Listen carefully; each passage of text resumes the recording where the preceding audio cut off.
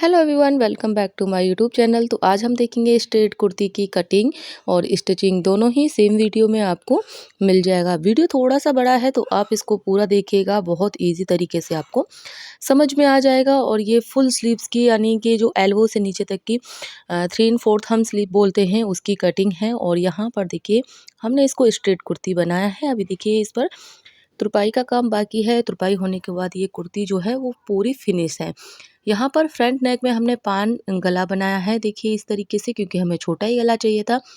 Back में भी हमें छोटा ही गला चाहिए था, साथ में डोरी चाहिए थी, तो हमने गोल गले के साथ हल्का सा लूप देते हुए यहाँ पर डोरी को अटैच किया, तो इससे थोड़ा सा यहाँ पर लुक क्रिएट हो गया है। तो आप गले अपने अकॉर्डिंग बना लें, जिस तरीके से आप गले पहनती हो, बड़े छोटे जो भी आप गले बनाना चाहती हैं वो। यहाँ पर देखिए हमारे गले पर भी यानी पूरा इसमें तुरपाई का अल्टर का काम रह गया है। बाकी की हमारी इसकी कटिंग और स्टिचिंग दोनों ही आपको यहाँ पर मिल जाएंगी। तो चलिए वीडियो को स्टार्ट करते हैं। वीडियो स्टार्ट करने से पहले अगर आपने चैनल को सब्सक्राइब नहीं किया है तो चैनल को सब्सक्राइब कर लें। मैंने बहुत प्यारे प्यारे ब्लाउज़ के डिज़ाइन भी रिसेंटली अपलोड किए हैं, तो आप जाकर उसको देख सकते हैं। तो चलिए देखते हैं हमने इसको किस तरीके से बनाया है। यहाँ पर देखिए 2.25 मीटर का हमने फैब्रिक लिया है, ये कॉटन फैब्रिक है। यहाँ पर देखिए तो देखिए हम सेंटर निकाल लेंगे, क्योंकि इसमें प्रिंट दिया गया है, फ्लावर प्रिंट है। और फ्लावर प्रिंट के साथ देखिए इसमें इस तरीके से थ्रेड से वर्क भी है, तो हम इसका सेंटर निकालेंगे। अगर प्लेन कुर्ती होती तो हम साइड से इसका वेस्ट निकाल लेते, लेकिन हम बैक में इसको प्लेन रखेंगे क्योंकि हमें इसमें स्लीव्स भी फुल निकालनी है। तो सबसे पहले हम इसका मेजरमेंट देख लेते हैं। मेजरमेंट कुछ इस तरीके से इसका होगा। इसकी तैयार लेंथ रहेगी 36 इंच। और अपर चेस्ट और फुल वेस्ट इसकी सेम है, क्योंकि स्मॉल साइज़ का है 32। और इसका कमर रहेगा 28। और हिप साइज़ है इसका 37। तो कुछ इस तरीके से 34 है। तो कुछ इस तरीके से इसका मेज़रमेंट रहेगा।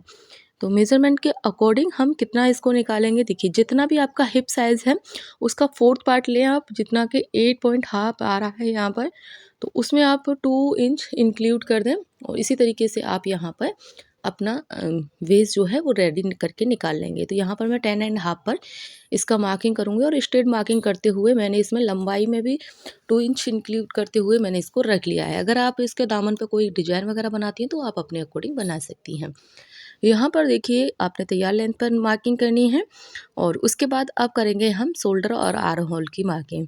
यहाँ पर देखिए आपको दिखाई नहीं दे रहा, बाद में मैं आपको दिखा दूंगी। जो बॉटम में हमने मार्किंग की है उसको मैंने स्केल की हेल्प से स्ट्रेट कर लिया है।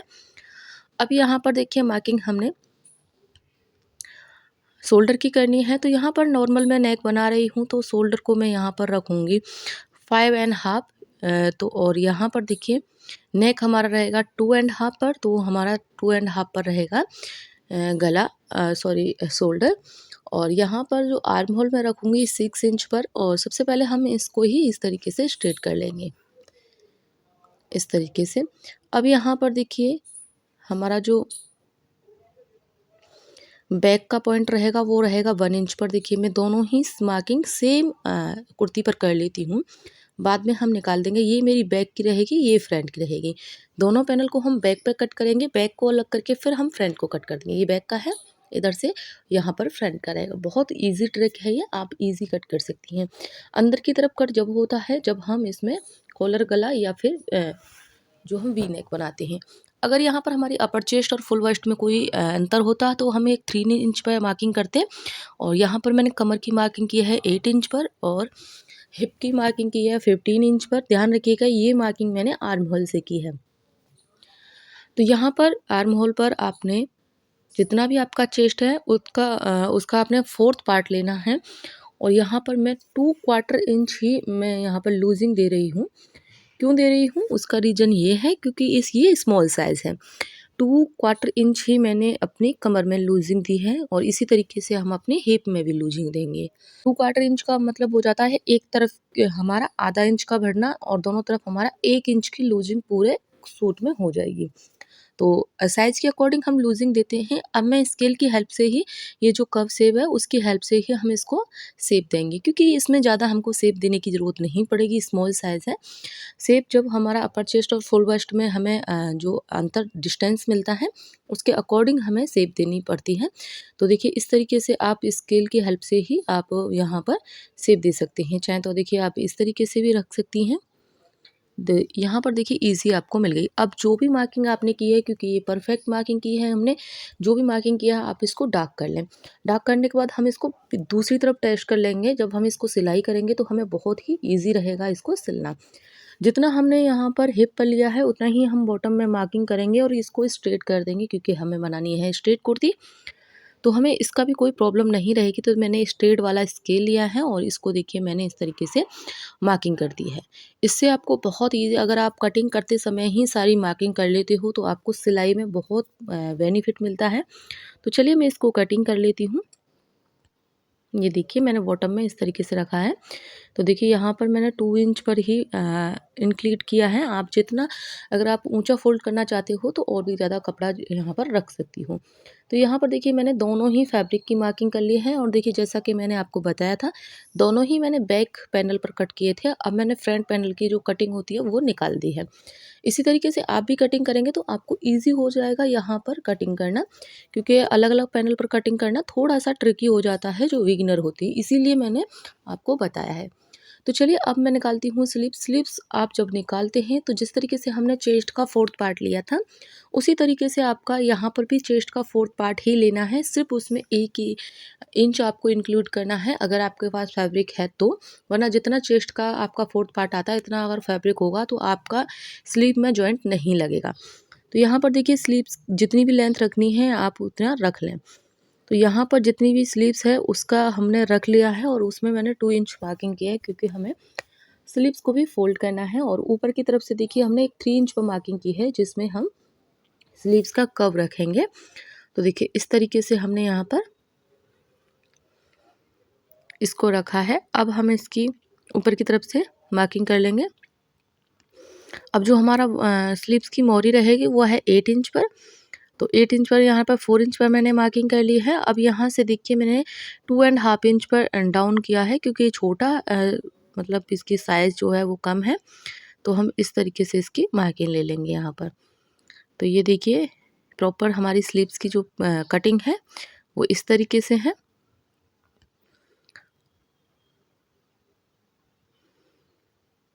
अब यहाँ पर देखिए जो हमारा 70 इंच आ रहा है वहाँ पर से कर्व शेप को हम इस तरीके से रखेंगे, क्योंकि ज़्यादा हमें यहाँ पर इसमें कर्व नहीं देना है, इतना आपने इसको छोड़ना है।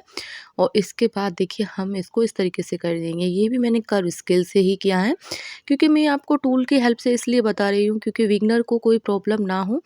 कई बार हमको स्लीव्स की शेप निकालने में भी प्रॉब्लम आती है। तो आज मैंने इसी चीज़ को ध्यान में रखते हुए आपको टूल की हेल्प से ही कटिंग करना बताया है प्रॉपर।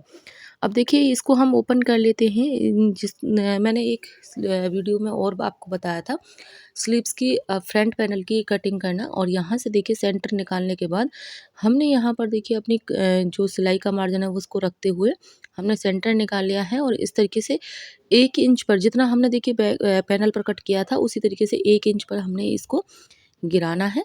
इस तरीके से अगर हम इसको नहीं गिराते हैं तो जो हमारा फ्रंट की तरफ है उसमें बहुत ही ज़्यादा जो क्रीज़ आती हैं, क्रीज़ बन जाती हैं। तो ये देखिए हमारी जो स्लीव्स है उसकी भी प्रॉपर कटिंग यहाँ पर हो गई है। तो यहाँ पर देखिए ये हमारी स्लीव्स हो गई हैं, ये मेरा कुर्ता हो गया। तो चलिए अब चलते हैं मशीन पर, देखते हैं हमने इसको किस तरीके से स्टिच करना है। तो यहाँ पर देखिए जैसे कि आपने देख लिया था मैंने इसकी कटिंग करी थी। और यहाँ पर देखिए जिस तरीके से आप गले बनाना चाहती हैं उस तरीके से आप गले बना लें। तो मैंने दोनों ही फ्रंट और बैक के गले जो हैं वो कटिंग करके रखे हुए हैं और यहाँ पर ये डोरी भी मैंने बना के रखी हुई है। तो चलिए सबसे पहले हम फ्रंट पैनल कट करेंगे। फ्रंट पैनल पर देखिए मैं दिखा रही हूँ वो वही है थ्रेड जो मैंने आपको बताया था। तो सबसे पहले हम निकालेंगे सेंटर। सेंटर निकालने के बाद देखिए इसको हम सीधा रखेंगे, क्योंकि हम सिंपल गला बना रहे हैं। अगर आप पैनल वाला गला बना रहे हैं तो उल्टे पर रखकर सीधा करेंगे। तो इसका भी हम सेंटर निकाल लेंगे। अब देखिए सेंटर निकालने के बाद आप इजी इसको पिन से सिक्योर कर लें। तो यहाँ पर मैंने एक 5 से गला बना रही हूँ। आप चाहें तो कोई भी यहाँ पर शेप दे सकती हैं, कोई प्रॉब्लम नहीं है।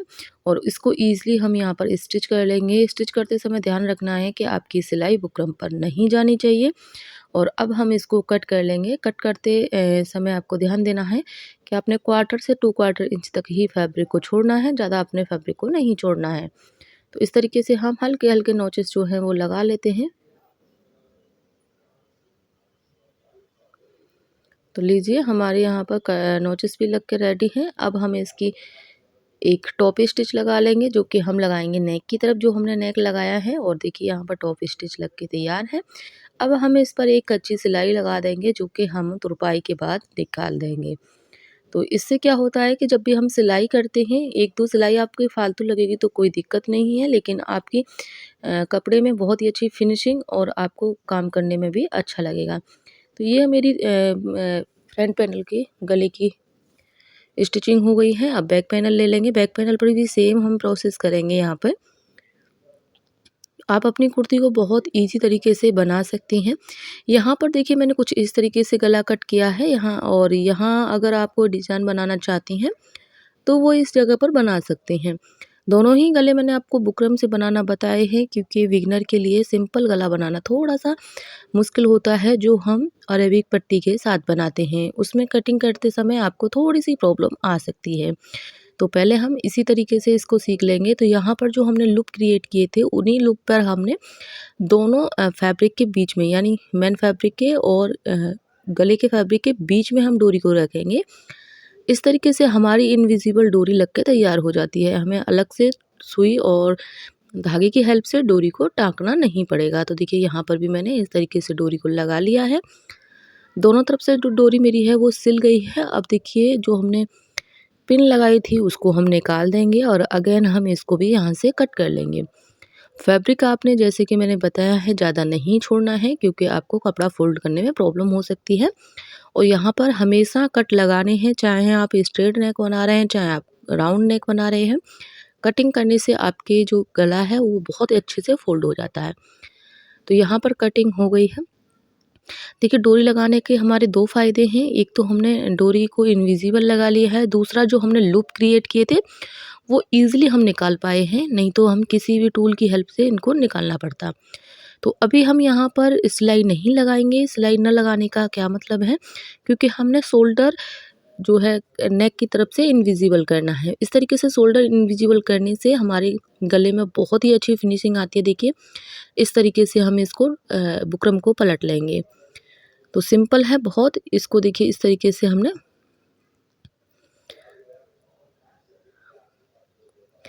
रखते हुए हम इस पर भी सिलाई लगा लेंगे। सेम प्रोसेस से हमने दूसरा शोल्डर भी अटैच करना। देखिए इस तरीके से बुकरम को देखिए खोलते हुए रखना है आपने, और बिल्कुल सिलाई के ऊपर रखते हुए और बुकरम को पलट देना है। तो यहाँ पर स्टार्टिंग में आपने बैक स्टिच जरूर करनी है, और लास्ट में भी हम बैक स्टिच करेंगे। और अगेन हम इस पर सिलाई करेंगे। डबल सिलाई हमेशा आपको करनी है, कभी भी सिंगल सिलाई पे आपको नहीं छोड़ना है। तो यहाँ पर देखिए मेरी दोनों सिलाइयाँ हो गई हैं, और देखिए ये हो गया इस तरीके से गले पर इनविजिबल। बहुत ही अच्छी फिनिशिंग आती है। ब्लाउज को या फिर अस्तर वाले सूट को तो हम प्रॉपर ही इनविजिबल शोल्डर रखते हैं। देखिए इस तरीके से। अब हम इस पर एक कच्ची सिलाई लगा लेंगे बैक वाले नेक पर। यहाँ पर डोरी होती है, जब डोरी होती है तो आप डोरी को अच्छे से बांध लें, या फिर एक जगह करके किसी भी रबर बैंड्स को यूज कर सकती हैं। तो अब हम इस पर पहले टॉप स्टिच लगाएंगे। देखिए इस तरीके से टॉप स्टिच लगाते समय आप सिलाई को थोड़ा छोटा कर लें, क्योंकि हम इसको निकालते नहीं हैं। अगर आप यहाँ पर कोई भी कॉटन का सूट है तो कॉटन की लेस भी यूज़ कर सकती हैं। ये हो गया है मेरा। अब यहाँ पर मैं कच्ची सिलाई नहीं लगाऊँ, क्योंकि इसी से हमारा जो गला है वो रुक जाएगा। बाद में हम इस पर तुरपाई कर देंगे। जो भी थ्रेड है आप साथ के साथ रिमूव करें, क्योंकि जब भी हम सिलाई करते हैं या कोई काम करते हैं, फिनिशिंग से करते हैं तो उसमें बहुत ही अच्छा ग्रेस आता है। अगर आप फिनिशिंग से नहीं करते हैं तो प्रॉब्लम होती है। तो यहाँ पर डोरी की लूप जो है मैं वो थोड़ा बड़ा-बड़ा बना रही हूँ, ताकि हमें सिलाई करने में प्रॉब्लम ना आए। तो देखिए जैसा कि मैंने आपको पहले बताया था, मैंने दोनों तरफ ट्रेसिंग ले लिया, तो मुझे अब यहाँ पर मार्किंग करने में कोई ज़रूरत नहीं है। सिंपल हम दोनों फैब्रिक को देखिए इस तरीके से पकड़ के अब हम सिलाई लगा लेंगे। स्टार्टिंग में आपको बैक स्टिच करना है और यहाँ पर बाद में भी आपको बैक स्टिच करना है। अब क्या करना है, देखिए हमने सिलाई को मोड़ लिया है, करीबन 1.5 से 2 इंच तक हम बिल्कुल स्ट्रेट सिलाई के ऊपर ही लेकर आएंगे और उसके बाद हमने आधा इंच कपड़े को छोड़ते हुए इस तरीके से डबल सिलाई करके अपने यहाँ पर शोल्डर को कंप्लीट करना है।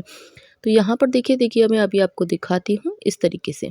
इतना बीच आपने कम से कम स्ट्रेट रखना है, इससे क्या होगा जब हम इसको पलटेंगे तो यहाँ से हमें कोई प्रॉब्लम नहीं आएगी। तो सेम तरीके से हम इधर की तरफ भी सिलाई करेंगे। देखिए गाइस मैं किस तरीके से बता रही हूँ आपको।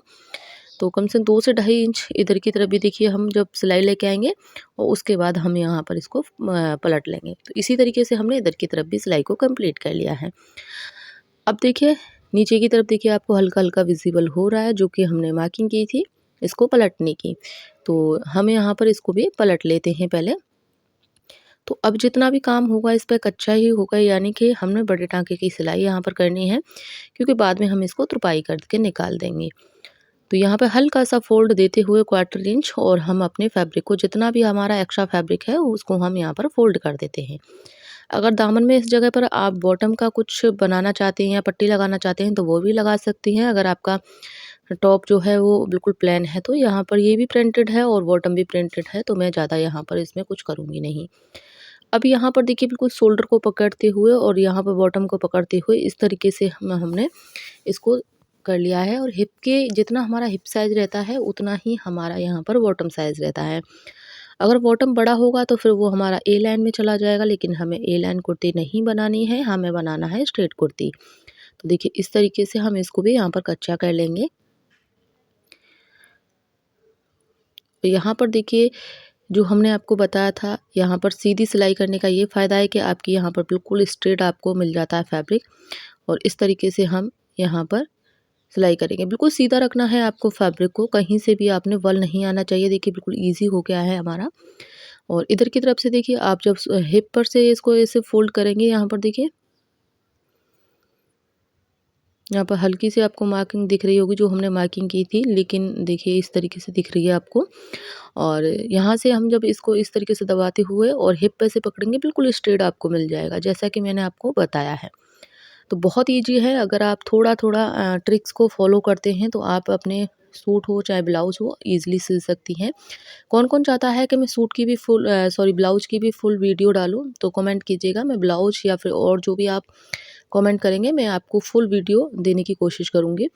अब यहाँ पर देखिए हम दूसरी तरफ आएंगे तो हम अपने बॉटम इस तरीके से दामन को लेंगे और दूसरे दामन से हम इस जगह पर मेज़र कर लेंगे ताकि दोनों ही दामन हमारे इक्वल रहें। देखिए इस तरीके से जब हम इस पर प्रेस कर देंगे तो ये आ जाएगा, क्योंकि हम जब बड़ी सिलाई करते हैं थोड़ा सा हमें लगता है कि यहाँ पर वल आ रहा है। तो यहाँ पर देखिए हमारा जो है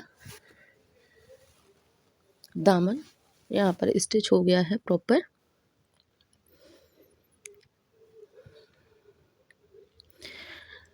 तो यहाँ पर देखिए मेरी सूट की जो सिलाई है वो कंप्लीट हो गई है। अब हमारी इसमें रह गई है स्लीव्स। अगर आप खुद इस जगह पर सूट सिल रही हैं तो इस स्टेज पर अपने सूट को पहन के भी देख सकती हैं। अगर कहीं से लूज टाइट जो भी है तो आप वो कर सकती हैं। और यहाँ पर अब मैं राउंड्स में स्लीव्स लगाती हूँ। अगर आप चाहते हैं कि मैं स्ट्रेट स्लीव्स लगाऊँ तो वो भी मैं आपको बता दूँगी। तो सबसे पहले देखिए हमारी स्लीव्स जो है हम देख लेते हैं कौन सी स्लीव्स हमें हमारी। तो ये हमारी राइट हैंड की स्लीव्स हैं। तो अब हम इसकी देखिए आगे की तरफ से जितना भी हमारा स्लीव्स का पैनल था हमने फोल्ड करके रखा था और हमारा आगे की तरफ से था 4 इंच पर, तो 4 इंच पर हमने मार्किंग कर ली है। और बैक पर भी हम देखिए मैं सिर्फ आपको यहाँ पर मेज़रमेंट लेना बता रही हूँ। राइट स्लीव्स है तो राइट हैंड का शोल्डर ही आपने पकड़ना है इस तरीके से और इसमें मेज़र कर लेना है। बिल्कुल किसी को भी खींचना नहीं है, ना ही स्लीव्स को ना ही आपने सूट को। अब यहाँ से स्ट्रेट सिलाई लेते हुए आपने स्लीव्स को अटैच कर लेना है। तो यहाँ पर देखिए स्लीव्स को सिलना मैंने एक वीडियो में बता दिया है, उसका लिंक मैं आपको डिस्क्रिप्शन में दे दूँगी। तो यहाँ पर स्लीव्स आपको सिंपल जोड़ देनी है। तो इस तरीके से हमारा सूट की फुल सिलाई कंप्लीट होती है। तो चलिए मिलते हैं न्यू वीडियो के साथ, जब तक के लिए बाय बाय, थैंक्स फॉर